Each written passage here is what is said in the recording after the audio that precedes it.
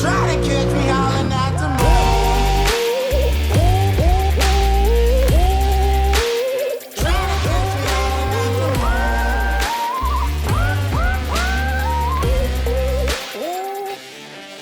Looking around 8 of the MidEast racing season at Welborn Farms in Boonville, North Carolina. The Pro Quad division looks to take on a recovering track after heavy rains on Friday made some of the features nearly impossible for the early racers.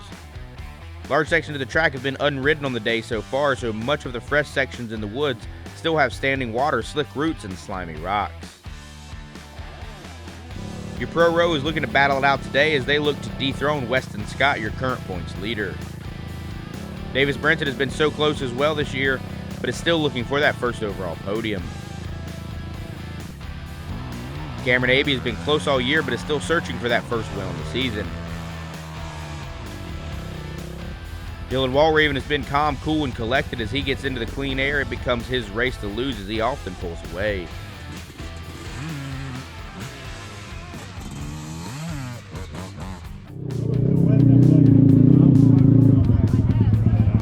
Bringing back the old school, man.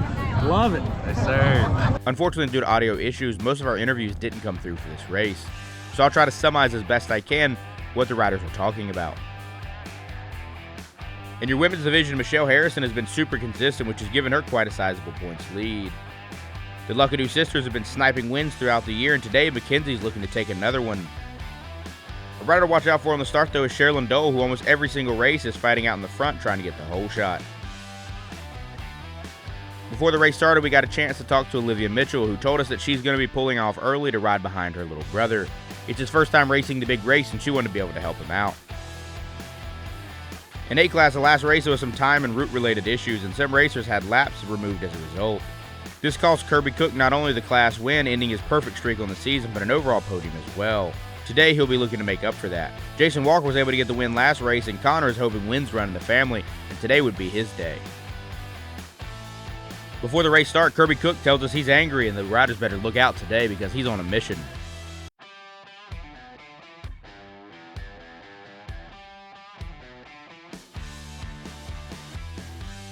As Ricky Tower waves the green flag, the riders jump off the line on Pro Row. Cameron Abee gets a great start, blasting around the corner, getting the whole shot.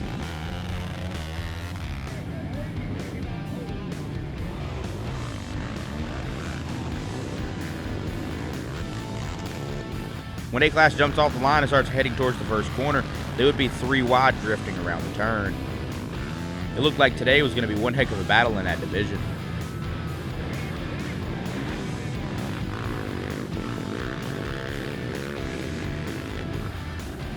When the women's division jumps off the line, Sherilyn Dole jumps out in front early. This time she stays in tight on the corner and grabbing the whole shot for herself.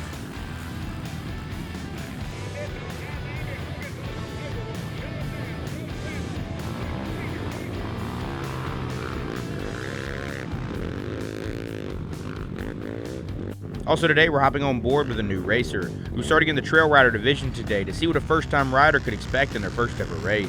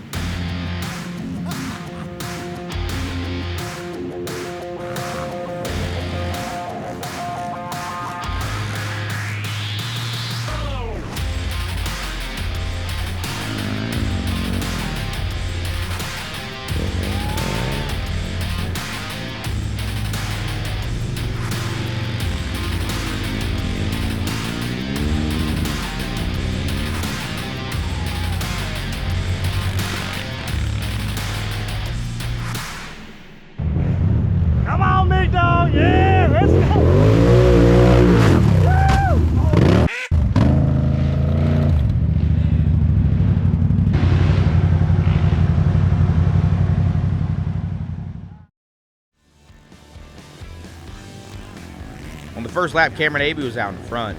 Unfortunately, he took the leaders down a wrong turn. Westin Scott was the first of that pack to realize it, turned around and jumped back on the correct path, giving himself the overall lead.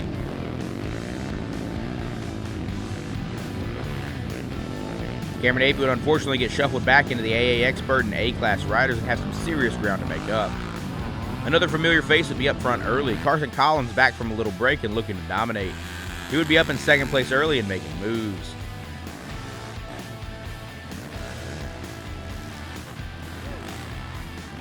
As A-Class would come around for the first time, it was clear Kirby Cooke meant business today. He was your overall leader based on adjusted time after the first lap. With that being said, Connor Walker was just 11 seconds behind him in class and second place overall as well. As the ladies would come around, Mckenzie Luckadoo would get off to a commanding lead and would slow down to pace herself in a hot, humid condition. But starting off the first lap with a nearly 7-minute lead allows you a little bit of breathing room to say the least. We didn't know it yet, but the field was pretty much set from there, with one exception, and that was Olivia Mitchell, who was slowing down to ride with her little brother.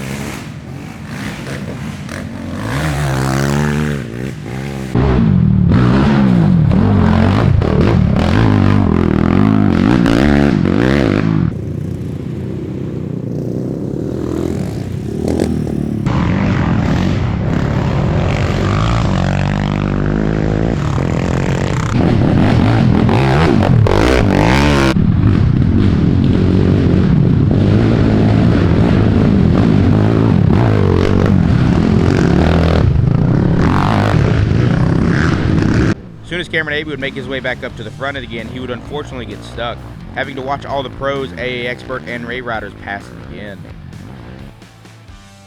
He would, however, persevere, battling back from the depths, getting all the way back up into second place overall, where he would finish on the day.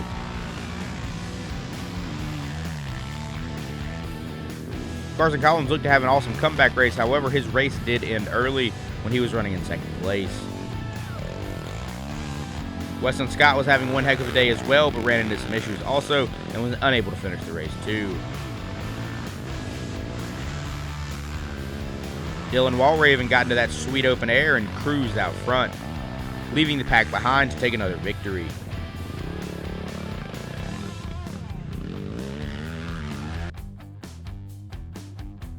Dylan Walraven told us that the track was a little bit brutal and choppy at parts, but overall pretty fun to race, and that he always enjoys battling it out with the guys. When we got a chance to catch up with Cameron Abee after the race, he was a bit disappointed that he managed to get stuck twice and having to pass all of the AA class, A class, and most of the pros multiple times. However, he was still grateful that he was able to persevere and be able to get second place overall in the day. As the laps would go on, much of the women's division would slow down, mostly due to pacing themselves and trying to survive the track as it gets rougher and rougher. Mckenzie Luckadoo would still go on to win quite comfortably. Michele Harrison would also go on to finish in a comfortable second place. After a little back and forth and battling early in the race with Brianna McGuire, Abby Huggins would pull away and safely take third place as well.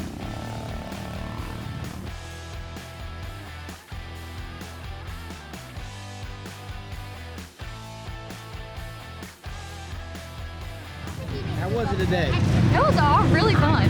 Heck yeah. You had to have a lot of fun to get that kind of lead, right? Yeah, I tried to pace myself so I wouldn't get so tired. As the race wore on, it was just more and more apparent that Kirby Cooke was out for revenge, racing with his head down and a chip on his shoulder. He would be battling with pros and AA expert riders all day, and in the end would once again put his number 53 machine on the box, this time with no questions asked or denying it. Connor Walker would crush the rest of the field as well. After the second lap, he would never have another rider in his class within 2 minutes of him. He would end up with second place in the class and 6th on the day. Seth Blake would battle from being back early to get all the way up into third place in the class, rounding out your top 3. When we got a chance to talk to Kirby Cooke after the race, he was very excited, this time having got on the podium with no doubt about it. Did you enjoy it? Yeah, man. Yeah, What was the best part? The best part? Oh, man. Just the experience probably was probably the best part about it. For sure. Heck yeah, man. Next time we're going to do 2, 3, maybe even 4 laps, right? Oh, yeah, for sure. Yeah. That completes our coverage of Welborn Farms. As always, thank you for watching, and if you have any riders or battles you think we should cover, please let us know down in the comment section below. We'll see you in a few weeks at Beaver Pond. Until then, thanks for watching.